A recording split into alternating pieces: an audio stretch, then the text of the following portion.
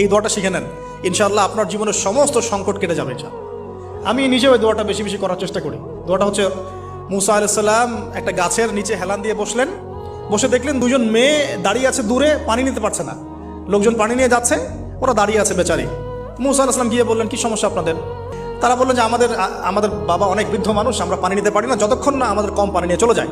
তো মুসা আলাইহিস সালাম তো একটু বললাম না, ফিজিক্যালি খুব স্ট্রং ছিলেন, থাকে না বডি বিল্ডার, সামনে গিয়ে কথা বলে সরো পানি দিতে দাও, তখন মানুষ একটু মূল্যায়ন করে না। তো মুসা আলাইহিস সালাম এভাবে পানি নিয়ে দিলেন এবং বাছুরদেরকে পানি পান করালেন, করিয়ে গাছের নিচে এসে বসে আছেন।